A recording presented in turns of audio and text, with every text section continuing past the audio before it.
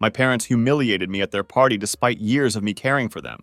They gossiped behind my back about how awful I am, so I told them all to go to hell, blocked all accounts, evicted them from my house, and now they're on their knees begging at my door.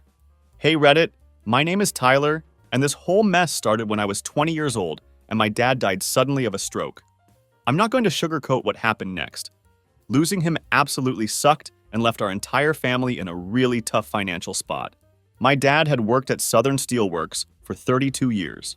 It was a decent union job with good benefits, the kind of stable employment that used to be the backbone of middle-class families.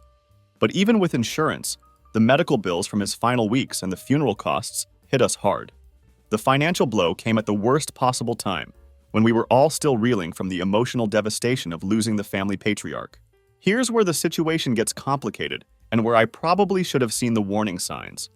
I'm 27 now, and looking back, I can see exactly how I got manipulated into becoming my family's personal bank account. At the time, I had earned a full scholarship to our local community college system. It wasn't Harvard or anything particularly fancy, but it would have covered my tuition completely and given me a solid shot at earning an engineering degree. The scholarship represented everything I'd worked for in high school: decent grades, community service, and a clear path toward a better future.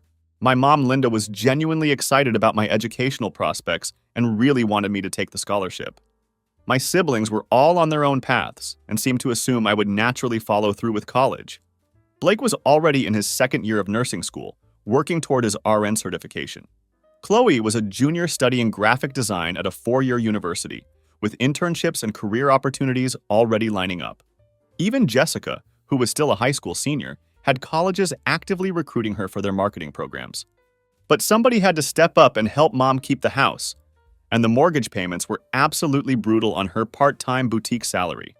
Her income barely covered groceries and utilities, let alone the $2,100 monthly mortgage payment that had been manageable when Dad was alive. The math was simple and terrifying. Without additional income, we were going to lose the family home within a few months. My siblings all had their futures mapped out and their priorities clearly established. Blake was already committed to his nursing program and couldn't take time off without losing his spot. Chloe had internships lined up and made it crystal clear that once she started working, her money would be going toward her new apartment, travel plans, and house savings. The idea of helping Mom with ongoing expenses wasn't even on her radar as something she'd need to consider. Jessica was focused on her college applications and the marketing programs that were courting her. That's when I made what I thought would be a temporary decision that would end up defining the next 7 years of my life. I deferred my scholarship for 1 year and enrolled in the CNC machinist apprenticeship program at Dad's old plant. The pay was significantly better than anything else I could get with just a high school diploma, and the skills were genuinely valuable. I figured I'd help Mom get financially stable for a year, then return to college and pick up where I left off with my engineering plans. The apprenticeship was actually pretty interesting work. I was learning precision machining, operating computer-controlled equipment, and developing skills that were in real demand. The pay started at $16 per hour during training, with clear advancement opportunities as I gained experience. It felt like a reasonable short-term solution that would give me valuable work experience while helping my family through a crisis. But that's where the first cracks in the family dynamic started showing, and I should have recognized them as red flags instead of just awkward growing pains. Mom's reaction to my decision was complicated and confusing in ways that should have been a massive warning sign. On one hand, she genuinely appreciated the financial help and seemed relieved that the immediate crisis was being handled. She'd thank me regularly for stepping up when the family needed it most. But then she'd also start making these strange comments that left me feeling unsettled and confused about what she actually wanted from me. She'd say things like, "Your father would be so proud that you're taking care of the family like this, and you're such a good son for putting family first." These comments made me feel valued and important, like I was living up to some kind of family legacy. But then, almost in the same conversation, she'd turn around and ask pointed questions about when I was planning to get serious about my future, and whether I was going to waste my potential working in a factory forever. The mixed messages left me constantly second-guessing myself. Was I making a noble sacrifice that honored my father's memory? Or was I throwing away my future and disappointing everyone? Mom seemed to want both things simultaneously: my financial contribution and my educational advancement, without acknowledging that these goals were fundamentally incompatible given our family's situation. My siblings' reactions were even worse, though they wrapped their criticism in what they probably thought was helpful concern. Blake started making these jokes about me playing house with mom, and suggested that maybe I was using the family crisis as an excuse to avoid the challenges of college life. He'd make these comments with a laugh, like they were just brotherly teasing, but there was definitely an edge of judgment behind them. Chloe took a different approach that was somehow even more irritating. She constantly sent me job listings for what she called entry-level positions with growth potential. These were typically office jobs that paid less than what I was already making as an apprentice machinist, but she seemed to think that any job that required wearing a tie was automatically superior to skilled trade work. She'd forward these listings with encouraging messages about how I could still build a real career if I just applied myself properly. Jessica's reaction was perhaps the most dismissive of all. She started telling her friends and anyone who would listen that I was taking a gap year to figure things out. This wasn't exactly wrong, but the way she said it made it sound like I was some kind of directionless slacker who couldn't handle the pressure of adult responsibilities. She'd roll her eyes whenever anyone asked about my plans and make it clear that she considered my situation embarrassing. The worst part of this whole dynamic became obvious during family dinners. These meals turned into these weird showcases where everyone would eagerly discuss their academic achievements, internship opportunities, and 5-year career plans. Blake would talk about his clinical rotations and the hospitals where he was hoping to get hired after graduation. Chloe would share updates about her design projects and the companies that were already expressing interest in her portfolio. Jessica would discuss her college visits and the marketing programs that were recruiting her. Then the conversation would reach me, and it would just stop. Like learning to operate CNC machines and precision measurement techniques wasn't worth discussing or acknowledging. When I'd try to mention something interesting that had happened at work, maybe a complex project I'd completed or a new skill I'd mastered, they'd nod politely for about 10 seconds and then immediately change the subject back to their academic world. It was becoming clear that in their minds there was real work that required education and led to professional careers. And then there was whatever I was doing, which was just a temporary distraction from my real life. They couldn't seem to grasp that machining was actually skilled work that required technical knowledge, problem-solving abilities, and genuine expertise.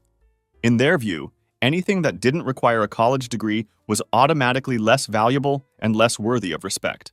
The condescending attitude was starting to really get under my skin, especially since I was the one keeping the family financially stable while they all pursued their dreams. After about 7 months of this routine, I finally decided to address the situation directly. I was getting tired of the mixed messages and the constant uncertainty about my future plans.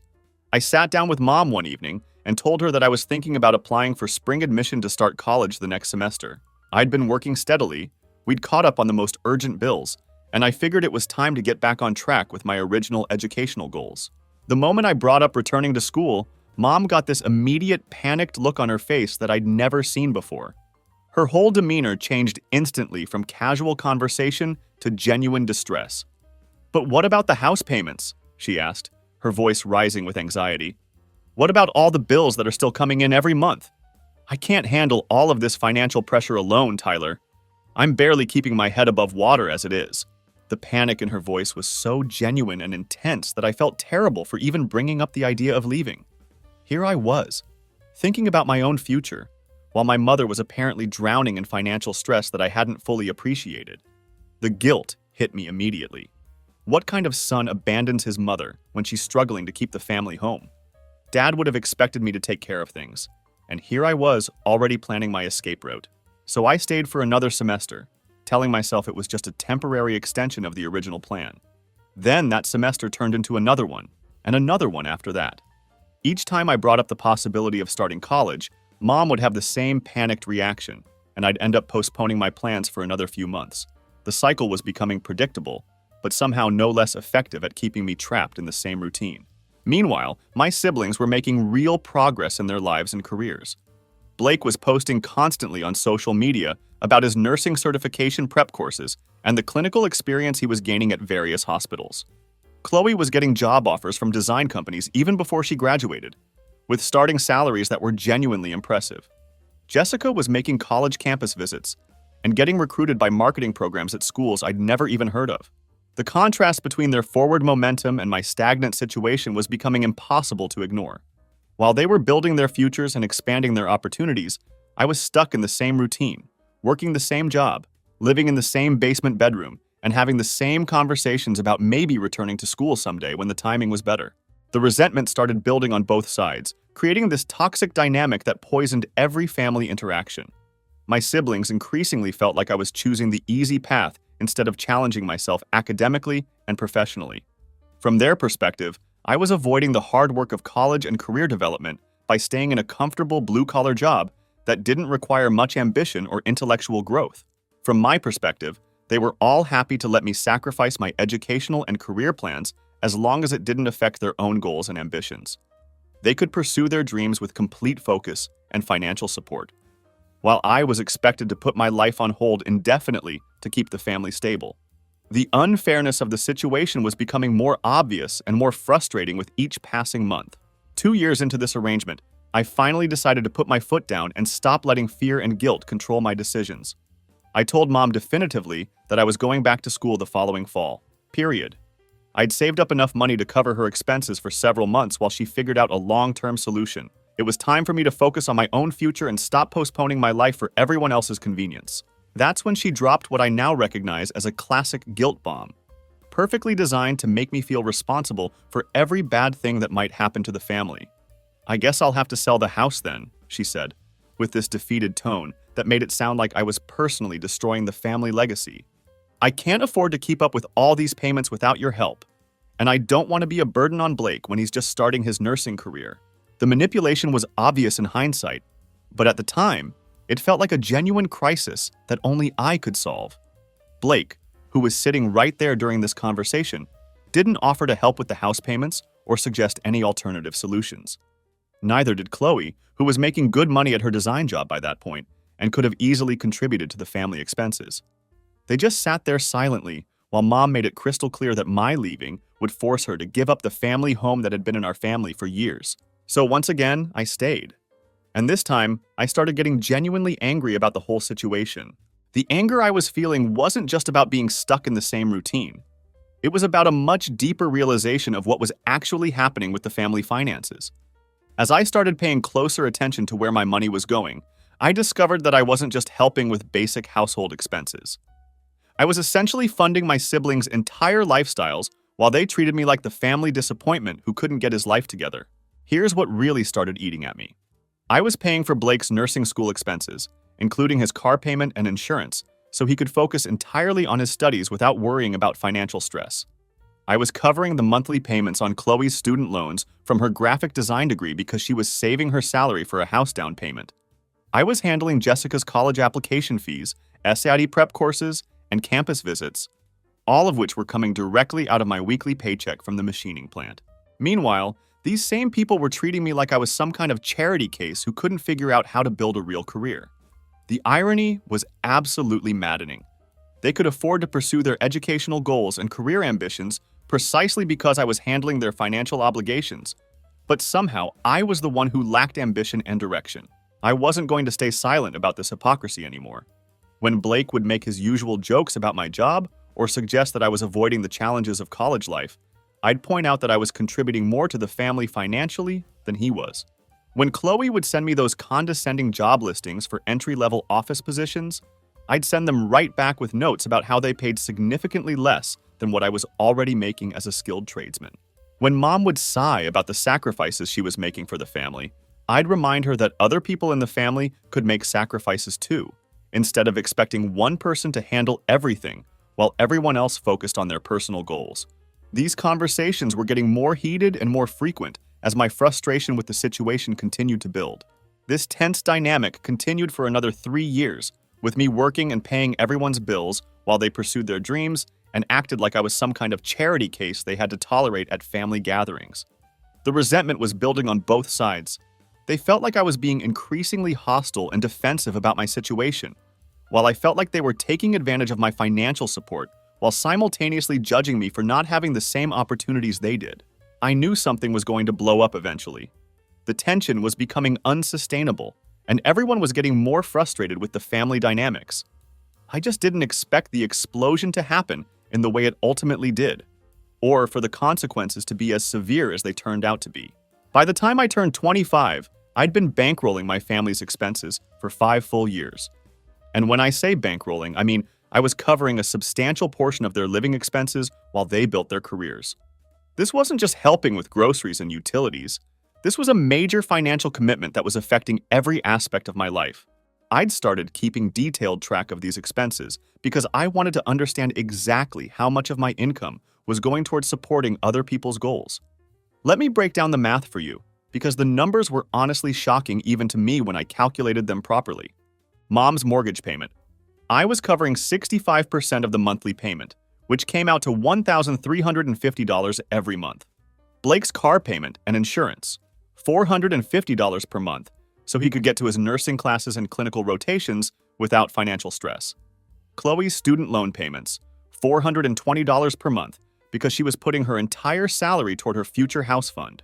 Jessica's college expenses, $650 or more per month, including tuition assistance, textbooks, and the constant stream of emergency expenses that college students always seem to have. Family health insurance, $310 per month, because I was the only one with decent coverage through my job at the plant. House maintenance and repairs. This varied depending on what needed to be fixed, but it was usually somewhere between $250 and $600 per month, and it always seemed to be something.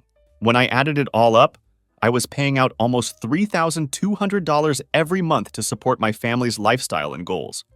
Meanwhile, I was living in the basement of the family home, driving a 14-year-old Toyota that I'd bought used, and eating whatever was available in the work cafeteria every day because I couldn't afford to spend money on myself.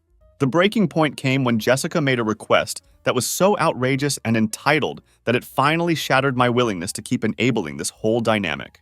The breaking point came when Jessica approached me with a request that was so brazenly entitled, it finally shattered my willingness to keep enabling this whole toxic dynamic. She didn't even ask politely.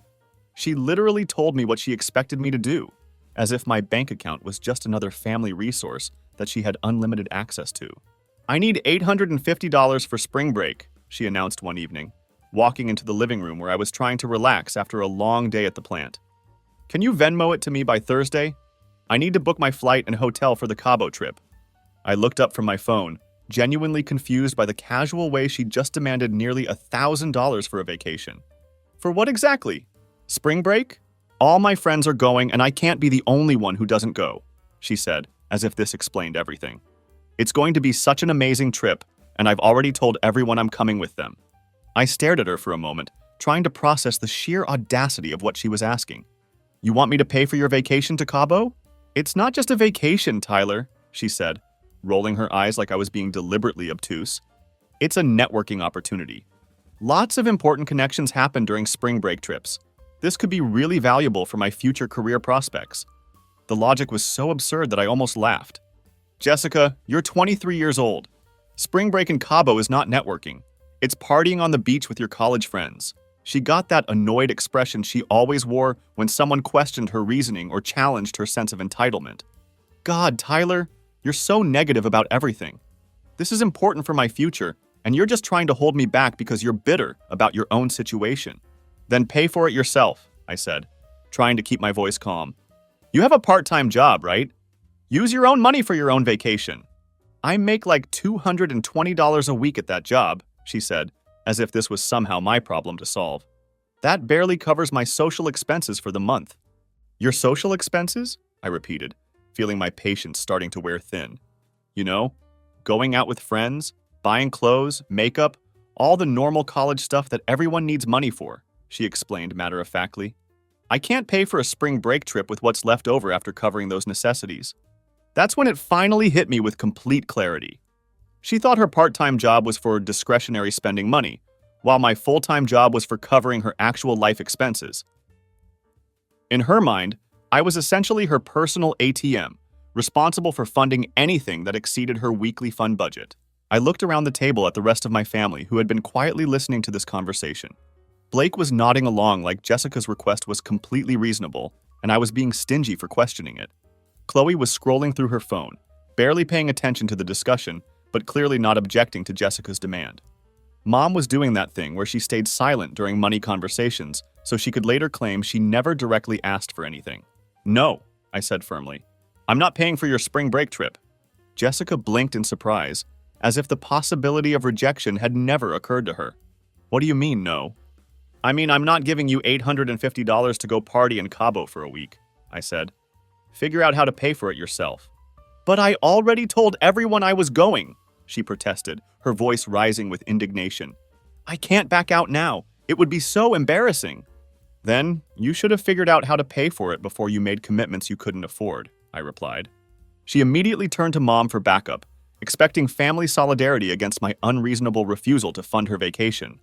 Mom, are you listening to this? Say something. Tell Tyler he's being ridiculous. Mom let out one of her characteristic sighs, the kind that always preceded her guilt trip speeches. Tyler, come on. Jessica works hard in school, and it's not like you can't afford to help her out with this. It's only $850. I work hard too, I pointed out. That doesn't mean you guys pay for my vacations. You don't take vacations, Blake interjected, like this observation somehow proved his point. Right, because I'm too busy bankrolling all of your lives, I shot back. The room went completely silent. You could have heard a pin drop as everyone processed what I'd just said. For years, we'd all been pretending that my financial contributions were just normal family support. But I'd finally stated the obvious truth that nobody wanted to acknowledge. What's that supposed to mean? Chloe asked, finally looking up from her phone with genuine curiosity. It means I've been supporting this entire family for 5 years while you all act like I'm the one with no ambition, I said, my voice getting louder as years of frustration finally boiled over. I'm paying your car payment, Blake. I'm paying your student loans, Chloe. I'm paying for Jessica's college expenses. And somehow I'm still the family disappointment who can't get his life together. First of all, we never called you a disappointment, Mom said quietly, though her tone suggested she knew exactly what I was talking about. Second, we never asked you to do any of that. I stared at her for a moment, amazed by the audacity of this revisionist history. This was the same woman who had guilt-tripped me about house payments every time I mentioned going back to school, and now she was acting like I'd voluntarily chosen to support everyone without any pressure or manipulation. Are you serious right now? I asked. You never asked me to do this? Every single time I mentioned going to school, you guilt-tripped me about the bills. Every time I wanted to save money for myself, there was some family emergency that needed my paycheck. Okay. No need to play the victim here, dude, Blake said dismissively. We're grateful for your help, but you're acting like we forced you into this situation. Are you grateful? I challenged him. Because you've got a funny way of showing it. I pulled out my phone and opened the Notes app where I'd been meticulously tracking my family expenses for the past year. Want to know what I've spent on this family in the past 5 years? $195,000. That's more than most people make in 4 years of full-time work. The room was dead silent as everyone stared at me. I've paid Blake's car expenses for 4 years running. I've covered Chloe's student loan payments so she could save for a house. I've handled Jessica's college expenses, including tuition, books, and apparently now vacation requests. I've contributed to Mom's mortgage payments month after month. And that's not even counting utilities, insurance, house repairs, and all the random emergencies that somehow always required my financial assistance. They all just sat there, unable to argue with the math. I deferred college to help keep this family financially stable, I continued. 5 years later, you all have degrees and established careers, and I'm still here paying your bills while you make jokes about my job and treat me like a charity case. Tyler, Mom started, but I cut her off. We're family, I said, mimicking her usual guilt trip tone. That's what families do. They step up for each other. You're absolutely right about that, Mom. So why am I the only one stepping up? Before anyone could respond, Jessica exploded with indignation. Oh my God, just stop with all this drama because I asked for $850. You're being stingy as hell. That moment of complete tone deafness was when I made the decision that would change everything for all of us. Jessica's comment about me being stingy as hell was the final straw that broke my willingness to continue this dysfunctional arrangement. The sheer audacity of calling me stingy after I just laid out how I'd spent $195,000 supporting the family over 5 years was so tone-deaf that it crystallized everything wrong with our family dynamic. All right, I'm done, I announced, standing up from the table. As of the 1st of next month, I'm not paying for anyone else's expenses anymore. The declaration hung in the air like a bomb that hadn't exploded yet. Everyone was staring at me, trying to process what I just said and what it would mean for their comfortable financial arrangements. You want to call me stingy? Fine, I'll show you what stingy actually looks like, I continued, my voice steady despite the adrenaline coursing through my system. Jessica immediately started crying, those dramatic tears that she'd always used to manipulate family situations in her favor. What the hell is wrong with you? She sobbed. You can't just abandon us like this. What about Mom's house? Blake asked, suddenly very concerned about the financial logistics he'd been happy to ignore when I was handling everything. She can't afford the mortgage payments without your help. What about it? I replied. You're finishing nursing school, and Chloe makes good money at her design job. You two can split Mom's expenses if you're so worried about her financial situation. Figure it out yourselves. You ungrateful piece of shit! Mom suddenly exploded, her mask of reasonable concern finally slipping completely. Are you seriously going to abandon your own mother? The irony of being called ungrateful by someone who'd been living off my paycheck for 5 years while treating me like a disappointment wasn't lost on me. But I'd moved past the point where her guilt trips and emotional manipulation could affect my decision-making. We have our own expenses to worry about, Chloe said, finally engaging with the conversation now that it might affect her personal finances. We can't just take on Mom's bills on top of everything else. So do I pointed out. And I've been handling them plus everyone else's for the past 5 years. I stood up from the table, feeling lighter than I had in years despite the chaos erupting around me. I'm moving out at the end of the month. Find a way to handle your own financial responsibilities like adults. Mom started crying, but these weren't the manipulative tears she usually deployed during financial conversations. These seemed like genuine panic about losing her primary source of income. Tyler, please, we can't afford to maintain everything without your help. Then maybe you should have treated me like a son instead of a bank account, I said, heading toward the stairs to my basement bedroom. And that's when things went from bad to absolute hell for everyone involved. The 3 weeks between my announcement and my actual move-out date were some of the most tense and uncomfortable weeks of my life. My family went through what I can only describe as all the stages of grief. Except instead of reaching acceptance at the end, they settled into a kind of furious resentment that made every interaction toxic. First came the denial phase. Mom kept asking if I was really serious about moving out and cutting off all financial support, as if this was just some kind of temporary tantrum that would blow over once I cooled down. She'd make casual comments like, once you think about it more, you'll realize that family has to come first, and I'm sure you'll change your mind once you see how hard it is to manage everything on your own. Then they moved into bargaining mode. Blake offered to help me create a better budget so I could afford to keep supporting them while also saving more money for myself. Chloe suggested that instead of cutting them off completely, I could just help with emergencies and major expenses rather than covering regular monthly bills. Jessica promised that she'd pay me back someday for her remaining college costs if I just continue funding her education until graduation. When none of those negotiation tactics worked, they transitioned into full anger mode. Blake started making snide comments about how I was abandoning the family when they needed me most, suggesting that I was being selfish and ungrateful after everything they'd done for me. Chloe told anyone who would listen that I was having some kind of quarter-life crisis and taking out my personal frustrations on the family who'd always supported me. Jessica straight up started ignoring me completely, which was honestly an improvement over her usual entitled demands for money. She'd walk past me in the hallway without acknowledgement and refused to participate in any conversation I was part of. But Mom wasn't going to let me escape without one final manipulation attempt. Her 57th birthday was coming up right around this time, and she started planning what she described as a major celebration. She was unusually excited about this party, talking constantly about how she had big news to share and how it was going to be a night that everyone would remember. At first, I didn't want to attend. Given everything that had happened and the toxic atmosphere in the house, the last thing I wanted was to sit through some kind of family celebration where I'd be the obvious villain. But Mom wouldn't take no for an answer. She sat me down for what seemed like a genuine heart-to-heart conversation. Tyler, I know what happened the other night was absolutely wrong, she said, her voice full of apparent sincerity. We're sorry for not realizing how much we'd been wearing you down for so long. But son, I want you at my birthday party. Don't bring anything if you don't want to. Just be there and let's start making things right between us. She looked directly into my eyes with what seemed like genuine remorse. I promise you, things will be exactly as you want them to be from now on. And despite everything that had happened, Despite 5 years of manipulation and guilt trips, I believed her. Years of being gaslit and emotionally manipulated don't just disappear overnight, and part of me desperately wanted to believe that we could somehow repair our family relationships. I was so incredibly wrong about what she was actually planning. I knew exactly what Mom was planning the moment she started getting excited about her birthday celebration. But some naive part of me still hoped I was wrong.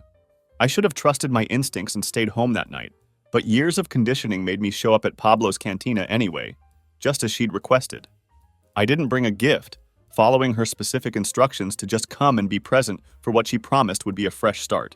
About 35 people were packed into the restaurant's back room, all the usual suspects from Mom's social circle.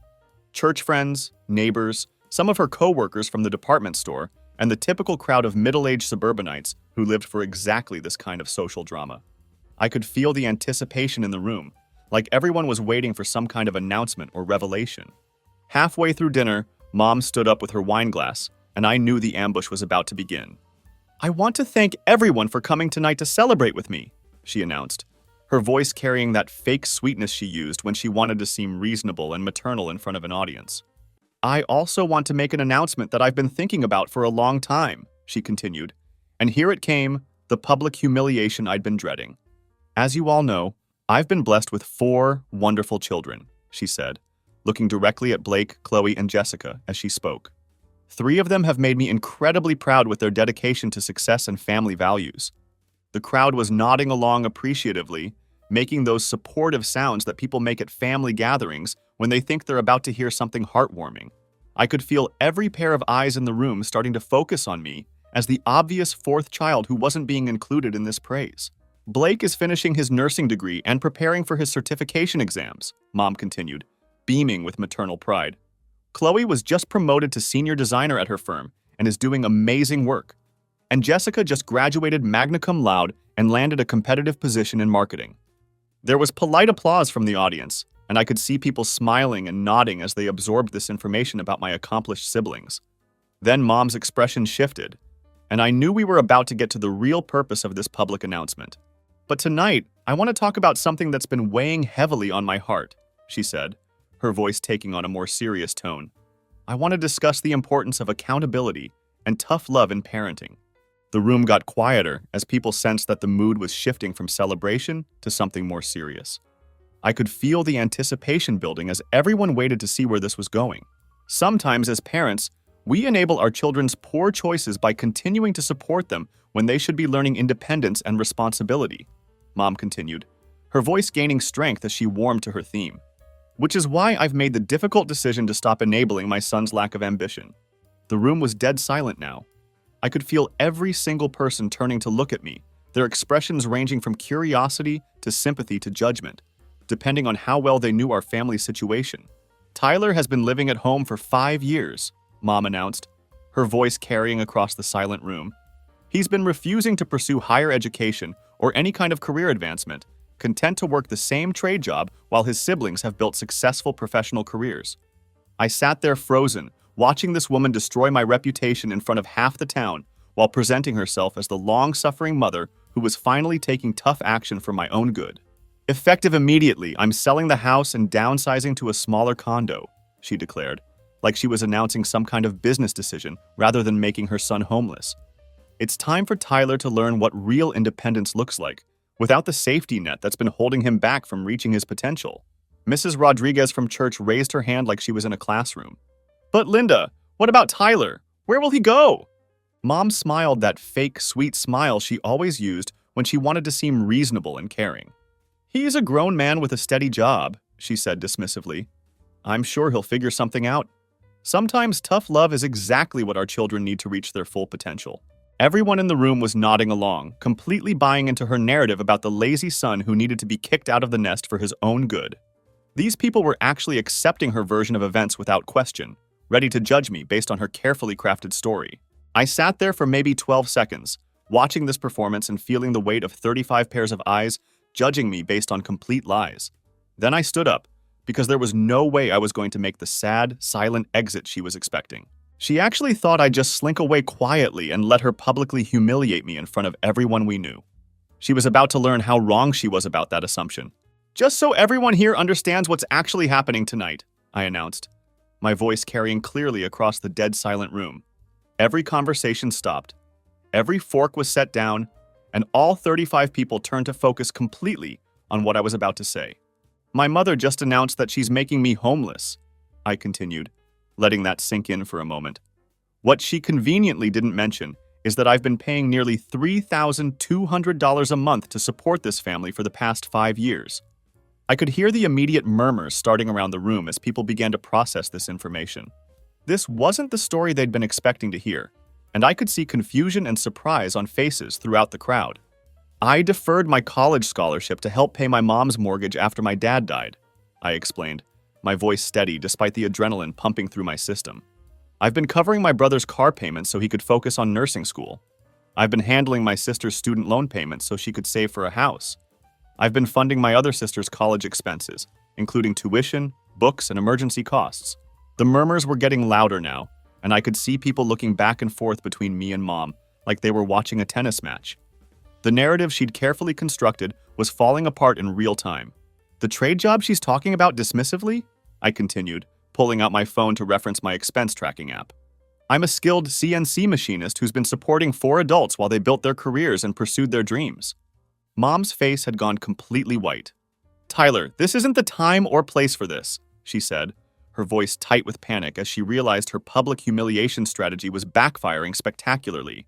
No, I think this is exactly the time and place, I replied firmly. Since you decided to publicly humiliate me, let's make sure everyone has the complete story, not just the version that makes you look like a saint. I held up my phone, showing the expense tracking numbers I'd been meticulously maintaining. $195,000, I announced to the room. That's exactly what I've contributed to this family's expenses over the past 5 years. The room was buzzing now with conversation as people tried to process these numbers. 35 witnesses were getting a very different picture of our family dynamic than the one Mom had tried to paint. While my siblings were in college and graduate school, I was working 52-hour weeks running precision machining operations to keep everyone financially stable, I continued.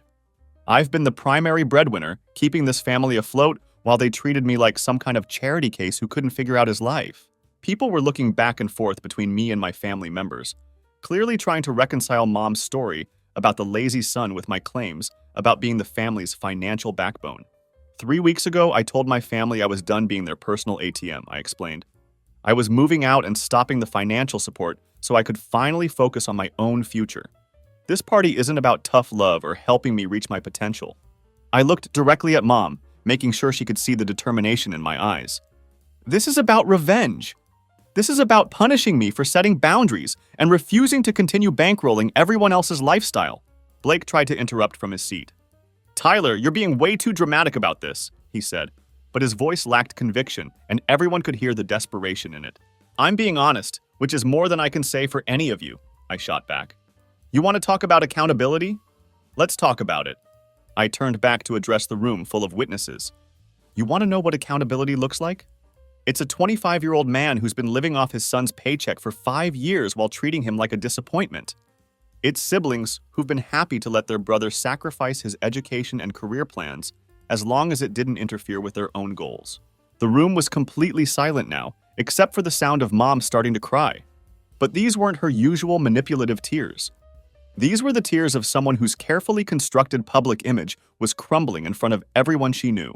Well, I'm done with all of it, I concluded. From now on, everyone in this family can figure out how to handle their own financial responsibilities like the adults they claim to be. Then I walked out of Pablo's cantina, leaving my entire family sitting there with 35 witnesses to what had really been happening in our house for the past 5 years. I could hear the explosion of conversation starting behind me as people began discussing what they'd just witnessed, but I didn't look back. I drove home feeling a mixture of relief and anticipation because I knew exactly what I was going to find when I got there. Sure enough, my key didn't work in the front door lock. They'd changed the locks while I was at the party, exactly as I'd expected them to do. There was a note taped to the door in Mom's handwriting. Your belongings are in storage unit 52 at Secure Lock on Oak Avenue. You have 30 days to make other arrangements. This is what's best for you, Mom. But here's the thing that Mom didn't realize. I'd been planning for exactly this kind of retaliation. I already had an apartment lined up, with the first month's rent paid and utilities scheduled to be connected in my name. I'd been expecting them to try some kind of dramatic gesture to punish me for setting boundaries. I just hadn't anticipated it would be quite this public and vindictive. I spent that night in my new place, sitting on an air mattress and eating takeout Thai food while reflecting on everything that had happened. For the first time in 5 years, I didn't have to worry about anyone else's bills or financial emergencies. My entire paycheck was mine to spend or save as I saw fit.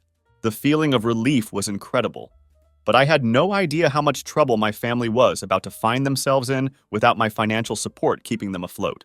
While I was settling into my new apartment and enjoying the novelty of keeping my entire paycheck for myself, my family was discovering exactly how much they had been depending on my income to maintain their comfortable lifestyle. The financial reality of losing $3,200 per month in support hit them much harder and much faster than any of them had anticipated. The first sign of serious trouble came just 2 weeks after the birthday party disaster. Blake called me at work, and we hadn't spoken since that night at Pablo's Cantina. His voice had a panicked edge that I'd never heard before. "Tyler, we need to talk," he said, skipping any kind of greeting or pleasantries. "Do we?" I replied, genuinely curious about what could be so urgent that he'd break his silent treatment. "It's about Mom's house. She can't make the mortgage payment without your contribution," he said, getting straight to the point. "The bank is already sending notices about late payments." "Come on now, man. That sounds like a problem you'll need to solve," I said, unable to keep the satisfaction out of my voice. "You're almost done with nursing school, right? You should be able to handle some financial responsibility." "Oh, and what happened to selling the house?" I added, remembering Mom's public announcement. "Didn't she tell everyone at the party that she was downsizing to a condo?" "I can't afford to cover what you were paying," Blake said, his voice getting more desperate. "I have my own expenses to worry about. Student loans, car payments, living costs. I can't just take on Mom's mortgage on top of everything else." "So does everyone else in the world," I pointed out. "Figure it out like the rest of us have to." "Come on, man, don't be like this. We're family," he pleaded, falling back on the same emotional manipulation that had worked for years. "Are we, though?" I asked. Because Mom was pretty clear at her birthday party that I'm not the kind of son she wants to claim. She seemed to think I needed tough love and independence. "Mom was trying to motivate you to reach your potential," Blake said, desperately trying to reframe the situation. "She didn't mean for things to go this far. Mom was trying to punish me for setting boundaries," I corrected him. "And now you're all learning what those boundaries cost you." I hung up on him, but the calls kept coming. Over the next few days, I heard from Mom, from Jessica, and even from Blake's girlfriend, who I barely knew. All of them had variations of the same message. Couldn't I just help out until they figured things out? The answer was consistently no, and watching them scramble to find solutions was honestly more satisfying than I'd expected it to be. Within a month, the real consequences of losing my financial support started becoming visible. Mom had to put the house on the market, but not by choice like she'd claimed at the party. She simply couldn't afford the mortgage payments without my $1,350 monthly contribution, and none of my siblings were willing or able to make up the difference. The house that had been in our family for 17 years, the one I'd worked my ass off to help keep, was gone because they'd decided to bite the hand that fed them. The irony wasn't lost on me. I'd deferred my college plans to save that house, and now it was being sold anyway because they'd driven away their primary source of income. Blake had to sell his car and get something much cheaper and less reliable. It turns out a nursing student's budget is pretty tight, even without helping family members, and he couldn't absorb an extra $450 per month in car-related expenses that I'd been covering. His shiny, newer car was replaced with a 10-year-old Honda that broke down regularly. Chloe had to move back in with Mom temporarily because her student loan payments had resumed in full, and she couldn't afford both her apartment rent and her monthly loan obligations. The independence she'd been enjoying while I paid her bills was gone, replaced by the humiliation of being a college graduate living with her mother. Jessica had to drop out of college mid-semester because without my financial support, she couldn't afford tuition for the spring term. None of her siblings could help her with the $650+ monthly expenses I'd been covering, and her part-time job at Walmart barely covered her personal expenses, let alone educational costs. She ended up moving back home and working full-time retail while she tried to figure out how to pay for the rest of her education herself. The marketing degree she'd been so close to finishing was now on indefinite hold while she dealt with the financial reality of paying her own way. But here's the best part of this whole situation. None of them could admit publicly what was really happening. They all had to maintain face in front of their friends, coworkers, and social circles, so they created elaborate cover stories for their sudden financial difficulties. Mom told her church friends that she was downsizing for retirement and wanted a simpler lifestyle. Blake claimed he'd decided he wanted a more practical, reliable car instead of something flashy. Chloe told people she was saving money by living at home while she built up her savings account. Jessica said she was taking a break from school to gain real-world work experience before finishing her degree. Meanwhile, I was absolutely thriving in ways I hadn't experienced since I was 20 years old. Without $3,200 per month going to support other people's lifestyles, I suddenly had money for myself for the first time in half a decade. I bought actual furniture instead of living with hand-me-downs. I got a newer, more reliable car to replace my aging Toyota. I started taking night classes at the community college, finally working toward the engineering degree I'd had to postpone. The financial freedom was incredible, but the real game changer was meeting someone who would become much more important to my life than I could have imagined at the time. Things escalated significantly when Mom started showing up at places where she knew I'd be. This wasn't coincidental. She was deliberately tracking my routine and positioning herself to create these awkward public encounters that would make me look like the bad guy for avoiding her. She started appearing at the grocery store I always went to on Sunday mornings, the coffee shop near the plant where I'd grab lunch, and even at the community college where I was taking night classes. Every time, she'd act like running into me was some kind of amazing coincidence, and she'd make these big emotional displays for whoever else was around to witness. "Tyler! Oh my God, I can't believe I ran into you here!" she'd exclaim loudly, making sure everyone in the vicinity could hear her excitement. "I've been hoping and praying that I'd get a chance to see you." The first time this happened, I was completely caught off guard. She grabbed me in a hug before I could react, talking loudly about how much she'd missed me while everyone in the store watched our interaction. "We need to sit down and talk, sweetheart," she said, her voice carrying clearly across the produce section. "I know I made some mistakes, but family is family, and we need to work through this." I pulled back from the hug as quickly as I could without creating an even bigger scene. "There's nothing to talk about," I said, keeping my voice low and trying to end the interaction quickly. Her face changed instantly, shifting from joy to hurt in a way that was clearly designed to make me look cruel and unreasonable. The tears started immediately, and she got this devastated expression that was perfectly calculated to make me appear like the heartless son who was rejecting his loving mother's attempts at reconciliation. "I don't understand why you're being so cruel to me," she said, her voice breaking with emotion. "I'm your mother, and I love you. Why won't you even talk to me?" "Well, ex-mother at this point," I replied, which was probably harsher than necessary, but accurately reflected how I felt about our relationship. She looked at me like I'd just slapped her across the face, and I could see other customers starting to stare at us with obvious disapproval. I walked away without saying anything else, but I could hear her talking to other shoppers as I left. "I'm trying so hard to reach out to him," she was telling anyone who would listen. "It's such a difficult situation, and I just don't know what else to do. I'm his mother, and I love him, but he's so angry and won't even give me a chance to make things right." This same scenario played out 4 more times over the next month. Each encounter followed the same pattern: the surprise appearance, the loud emotional greeting, my refusal to engage, her hurt performance, and then her conversations with bystanders about how difficult the situation was and how hard she was trying to reconcile with her ungrateful son. After the 5th ambush, I'd had enough of this manipulation campaign. I called her directly, something I hadn't done since the birthday party disaster. "Stop stalking me," I said as soon as she answered.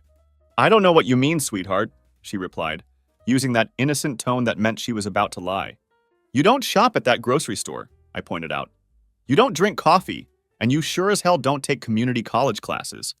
You're showing up at places specifically to ambush me and create public scenes." "I just want to see my son," she said, dropping the innocent act slightly. "I miss you, and I'm trying to find ways to connect with you. You want to manipulate me in front of witnesses, so I'll look like the bad guy for maintaining boundaries," I corrected her. "That's not the same thing as wanting to see me." There was a long pause before she responded. "I miss you," she finally said, her voice getting emotional again. "I made a mistake with that birthday party, and I'm trying to fix it. I just want us to be a family again." "You made multiple mistakes over several years," I replied. "The birthday party was just the final one that made me realize what was really happening." "So what, you're going to punish us forever over money?" she asked, her voice getting harder. "Yes," I said simply. She was quiet for a moment, apparently not expecting such a direct answer. Then what do you want from me? What will it take for you to forgive us? Nothing, I said. That's what you don't understand. I don't want anything from you. I want you to leave me alone so I can live my life without constant harassment and manipulation. I can't do that, she said, her voice getting desperate. You're my son, and I'm not going to give up on our relationship. Then you should have treated me like a son instead of a bank account, I said, and hung up the phone. I immediately blocked her number, but that didn't stop the campaign. If anything, it made them more desperate and willing to cross lines I hadn't expected them to cross. 2 weeks after I blocked Mom's number, things escalated in a way that made me realize how far my family was willing to go to try to restore their financial support system. Morgan came home from work one day looking angrier than I'd ever seen her, and I knew something serious had happened. Your sister Chloe called my supervisor at the hospital, she announced, setting down her bag with more force than necessary. I put down my coffee and gave her my full attention. What did you just say? She introduced herself as your sister and said she was concerned about my professional judgment, Morgan explained, her voice tight with controlled fury. She suggested that maybe someone in healthcare shouldn't be supporting someone who was estranged from his family due to mental health issues. I felt my blood pressure spike immediately. She tried to get you in trouble at work? She tried to make me look like I was dating someone unstable, and that my supervisor might want to look into whether I should be trusted with patient care, Morgan continued. The implication was that I had poor judgment, and maybe shouldn't be working in healthcare. What did your supervisor say? I asked, dreading the answer. She told Chloe that my personal relationships weren't the hospital's business unless they were affecting my work performance, which they're not, Morgan said. But Tyler, your sister tried to mess with my career. That's crossing a major line. She was absolutely right. Going after Morgan's job was escalating from harassment to actual sabotage, and I realized that my family was willing to hurt innocent people to get what they wanted from me. I'm done being polite about this situation, Morgan said, her voice firm with resolve. They want to play hardball? Fine. But they picked the wrong person to mess with. That's when she told me about the documentation she'd been keeping without me even knowing about it. Morgan had been building a case file that I didn't even know existed, documenting every boundary violation, every manipulation attempt, and every escalation in their behavior over the past several months. She'd been quietly collecting evidence while I was just trying to ignore their harassment and move on with my life. I've been documenting everything they've done for the past months, she said, showing me a comprehensive folder on her laptop. Every proxy message, every coincidental encounter, every escalation in their behavior, including this attempt to interfere with my career. The folder was incredibly thorough and professional. She had screenshots of messages from their proxies, photos she'd taken when Mom coincidentally showed up at places I frequented, and even a recording of one of Mom's public emotional displays. Apparently, she'd started recording when she noticed the pattern developing and realized this was going to get worse before it got better. What are you planning to do with all this? I asked, amazed by the level of detail she'd collected. I'm going to compile it into a comprehensive timeline and send it to all of them, she said, her voice calm but determined, with a very clear message about what happens if they don't stop this harassment campaign. Damn, that's actually pretty hot, I said, which probably wasn't the most appropriate response to the situation. Shut up, Tyler, she said, but I could see her trying not to smile. She spent the next evening putting together what she called the full documentation package. It was professional, factual, and absolutely damning when you saw all their behavior laid out in chronological order. The pattern was unmistakable, escalating harassment that had progressed from social pressure to direct interference with our employment and professional relationships. Then she sent it to all 4 of them: Mom, Blake, Chloe, and Jessica. The message that accompanied the documentation was polite but extremely firm. This documentation represents 7 months of escalating harassment directed at Tyler and myself. As you can see from the timeline, your behavior has progressed from indirect pressure through third parties to direct interference with our employment and professional relationships. This pattern constitutes harassment under state law. If any member of your family or anyone acting on your behalf contacts either of us again in any capacity, we will be filing formal complaints with law enforcement and sharing this documentation with relevant employers and institutions. Tyler has made his boundaries clear repeatedly. It's time to respect them. The response was immediate and exactly what Morgan had predicted. Blake called me at work the next day and his voice was absolutely panicked. You can't get your girlfriend to threaten to ruin our careers, he said, skipping any kind of greeting. This is completely insane. What? I can't hear you very well, I said, pretending the connection was bad and enjoying the panic in his voice a little too much. Okay, this isn't funny, Tyler. Seriously, this is insane, he continued, his voice getting more desperate. We're just trying to rebuild our relationship with you. What, dude? What are you saying? I said again, continuing to act like I couldn't hear him clearly. Tyler, we just want you to come home, he pleaded. She's turning you against your own family. I am home, I said clearly, then hung up and immediately blocked that number. That evening, I got a group text from another unknown number. Tyler, this has gone too far. We need to talk and figure out how to move forward as a family. And next time when I call you, you better not act like a freaking deaf person. I showed the text to Morgan, and she just shook her head. They're still trying to control the situation even after being served with legal documentation. Oh God, I replied, realizing they weren't going to back down easily. For 2 days, things went quiet, and I figured they'd finally gotten the message and realized they were in serious legal trouble. But then Morgan's mom called her, confused and upset about a Facebook message she'd received. Someone claiming to be Tyler's mother contacted me on Facebook, Morgan's mom told her during their phone call. She said she was concerned about your relationship with him and thought I should know that he had anger issues and was estranged from his family due to mental health problems. They weren't backing down. In fact, they were escalating to include Morgan's family in their harassment campaign. That's when I realized we were dealing with people who had no intention of respecting boundaries or accepting consequences for their behavior. I was completely done playing nice. Morgan's documentation folder had grown into a masterpiece of evidence. Everything organized with the precision of someone who'd spent months watching people dig their own graves with increasingly desperate and illegal behavior. I found a lawyer who specialized in harassment and defamation cases. Let's call him David. David took one look at Morgan's documentation and started grinning like it was Christmas morning. Your girlfriend is thorough, he said, flipping through the timeline and evidence. I've seen FBI cases with less organization than this. She's got a thing for details, I replied. Well, her thing for details is about to cost your family some serious money, David said, his grin getting wider. We're going to prepare a defamation lawsuit and file for a restraining order. But first, we'll give them one chance to settle this quietly and make it go away. And if they don't settle, I asked, then we'll burn the whole house down, legally speaking, David said with obvious relish. The evidence is overwhelming, and their behavior has been escalating to the point where they're now involving innocent third parties and interfering with employment. That's serious stuff. The defamation suit was for $55,000 in damages, covering lost wages, emotional distress, and harm to professional reputation. The restraining order would legally require them to stay 500 feet away from us, our home, and our workplaces. Any violation would result in immediate arrest. David's process server found each of them at their most vulnerable locations, and the reactions were exactly what we'd hoped for. Chloe got served first at her design company, and according to her coworker who Morgan knew through mutual friends, Chloe completely lost it in the office when the process server handed her the legal papers. She apparently started sobbing at her desk and telling anyone who would listen that her brother was suing her for trying to help him.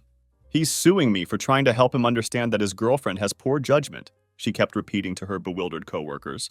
I was just concerned about his mental health and his relationship choices. Apparently, Chloe spent the rest of the day crying at her desk and calling everyone she knew to complain about how unfair it was that her attempt to help had resulted in legal action. Her supervisor had to have a conversation with her about keeping personal drama out of the workplace, which didn't help her professional reputation. Mom got served at her new full-time job at the department store, the first real job she'd had in 22 years. The process server found her folding clothes in the women's section, and she had a complete emotional breakdown right there on the sales floor. The manager had to send her home early because she couldn't stop crying and telling customers about how her ungrateful son was destroying the family with lawsuits. Having a process server walk into a retail store to hand legal documents to an employee is exactly the kind of thing that gets noticed by management and raises questions about what kind of personal drama someone is bringing to work. Blake got his papers at the hospital where he was doing his nursing rotation. A process server walking into a medical facility to hand legal documents to a nursing student is the kind of thing that gets noticed by supervisors and program directors. That's exactly the sort of incident that raises questions about someone's judgment and professionalism. Blake's clinical supervisor pulled him aside to ask about the legal situation, and he had to explain that it was a family dispute that had gotten out of hand. Having to discuss harassment allegations with your nursing program supervisors isn't exactly career enhancing. Jessica, still living at home and working retail, got served at Walmart during her shift. Her manager was not thrilled about having legal drama show up in the workplace, especially when it involved harassment allegations and defamation claims. Having process servers deliver legal documents to retail employees reflects poorly on the store's professional environment. The lawsuit hit them exactly where it hurt most: their money and their reputations. Suddenly, they were facing serious financial consequences for their behavior, and the legal documentation was creating professional problems in their workplaces. Chloe had to hire her own lawyer to defend against the defamation suit, and legal fees started at $5,500 just for the initial consultation and response filing. When she tried to get the case dismissed immediately, that attempt failed, which meant she was looking at even more legal fees for ongoing defense. Mom couldn't afford a lawyer on her department store salary, so she tried to represent herself in the legal proceedings. This went about as well as you'd expect when someone with no legal experience tries to defend against a well-documented harassment and defamation case. David absolutely destroyed her during the depositions. The depositions were recorded, and David made sure to ask very pointed questions about the $195,000 I'd contributed to family expenses over 5 years.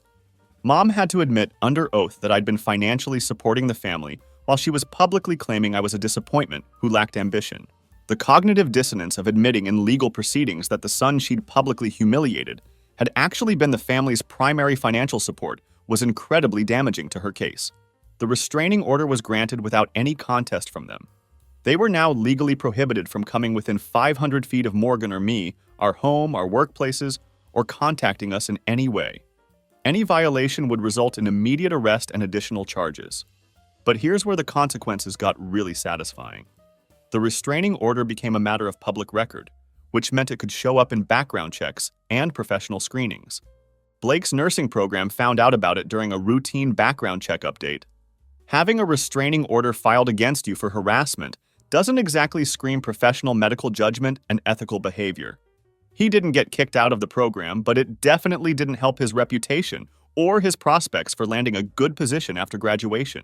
Word got around the hospital about the nursing student with family drama and legal issues, which isn't the kind of reputation you want when you're trying to establish yourself in healthcare.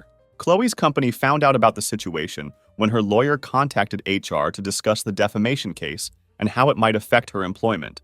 Design companies don't love having employees who are involved in harassment lawsuits, especially when those lawsuits involve interfering with someone else's career and professional relationships. She didn't get fired, but her next promotion that she'd been expecting got mysteriously delayed, and she started getting excluded from certain high-profile projects. Jessica's retail job found out when she had to miss work for legal proceedings and depositions. Walmart doesn't pay enough to deal with employees who bring legal drama and harassment allegations to work. Her manager started scrutinizing her performance more closely and cutting her hours. Mom's department store job found out when she kept having emotional breakdowns about the lawsuit during work hours. Customer service roles don't work well when you're crying and telling shoppers about your family's legal problems and how your ungrateful son is destroying your life with harassment charges. While they were all dealing with lawyers, mounting legal fees, and professional consequences from their harassment campaign, Morgan and I were having the time of our lives, building our careers and enjoying our relationship. I'd been promoted again at work and was now running the entire CNC department. The plant had landed several major contracts, and my department was consistently exceeding production targets and quality standards. I was making more money than I'd ever imagined possible, and actually enjoying my work without the constant stress of supporting ungrateful family members. Morgan got selected for a leadership development program at the hospital, which was a huge honor and a clear sign that her supervisors valued her professionalism and judgment, despite Chloe's attempts to undermine her reputation. We were both thriving professionally and personally, while my family was discovering that actions have consequences and that harassment campaigns can backfire spectacularly. 6 months after filing the lawsuit, David called with the news I'd been hoping to hear. "They want to settle," he announced, and I could hear the satisfaction in his voice. Once they realized we weren't bluffing and that this legal situation was going to continue destroying their lives, they begged to negotiate. "For how much?" I asked, genuinely curious about whether they'd agree to our terms. "Full amount," David said with obvious pleasure. $55,000 plus, they're agreeing to a permanent restraining order and a non-disclosure agreement. They can't talk about you or Morgan to anyone, ever. I had to process that for a moment. So they're paying us $55,000 to shut up and go away? They're paying you $55,000 to make this entire situation disappear, David corrected. The legal fees were absolutely killing them, and the restraining order was already affecting their jobs and professional reputations. They simply can't afford for this to drag out any longer. The settlement terms were comprehensive. In addition to the monetary payment, they had to agree to never contact us directly or indirectly, never discuss us with mutual acquaintances, and never interfere with our employment or personal relationships. Violation of any part of the agreement would result in additional legal action and financial penalties. I thought about it for maybe 3 seconds. Deal. I thought you'd say that, David said with a laugh. I'll have the papers drawn up by Friday. The settlement check arrived on a Wednesday, made out to both me and Morgan for $55,000. It was our first major joint financial windfall that didn't come from me working myself to death supporting ungrateful family members. Instead, it came from holding people accountable for their behavior and refusing to tolerate harassment. That weekend, I took Morgan to the same laundromat where we'd met 2 years earlier. It was 2:30 in the morning, just like that first night when we'd started talking while doing our washing. Why are we doing laundry at 2:30 a.m. when we have a perfectly good washer and dryer at home? She asked, looking around the familiar space with amusement. I pulled the ring box out of my pocket, my heart racing despite knowing what her answer would be. I figured if you said no, at least we'd have clean clothes for the breakup. She started laughing before I even got down on one knee, which was exactly the reaction I'd been hoping for. This was the woman who documented my family's harassment campaign, stood up to their attempts to sabotage her career, and helped me realize that I deserved better than what I'd been accepting. She looked at the ring, then at me, then at the laundromat around us. You're proposing to me in a laundromat at 2:30 a.m. after we just got paid to make your family shut up forever? Is that a yes? I asked, still on one knee but grinning like an idiot. That's the most romantic thing I've ever heard, she said, her voice getting emotional. Yes, you absolute weirdo. And just like that, I got engaged to the love of my life in the same place where we'd met, surrounded by washing machines and the smell of detergent. It was perfect in the most unconventional way possible. My family, meanwhile, was still struggling with the consequences of their behavior. Mom was still working retail, barely making enough to cover her basic living expenses. Blake's nursing program had been extended due to what they called professional development concerns, which was a polite way of saying the harassment allegations had raised questions about his judgment and character. Chloe was stuck in the same job with no advancement prospects. Her involvement in the harassment campaign and the subsequent legal action had damaged her professional reputation enough that other companies weren't interested in poaching her, and her current employer wasn't eager to promote someone who'd been involved in workplace drama. Jessica was still living at home, working part-time retail and taking community college classes that she could barely afford. Without my financial support, her dreams of finishing her marketing degree at a 4-year university were on indefinite hold, while she tried to figure out how to pay for her education herself. Meanwhile, Morgan and I were living in a house we actually owned, both advancing in our careers, and planning a wedding funded by the settlement money we'd earned by refusing to tolerate harassment. The contrast between our situations couldn't have been more stark. The best part of the entire situation was that they couldn't say a word about any of it. The non-disclosure agreement meant they couldn't complain to friends, family, or acquaintances about the legal action or the settlement. They couldn't trash talk us to mutual contacts or try to turn people against us. They had to suffer in silence while we built our successful, independent life together. Looking back, I realized that cutting off my family's financial support was the best decision I ever made. Not just because it freed up my income and allowed me to focus on my own goals, but because it revealed their true character and showed me what our relationships had really been worth to them. They'd been happy to take my money for 5 years while treating me like a charity case. But the moment I set boundaries and demanded respect, they launched a harassment campaign that ultimately cost them $55,000 and permanently damaged their reputations and career prospects. Justice served, relationship ended, and a new life begun with someone who actually valued me for who I was rather than what I could provide financially. Checkmate!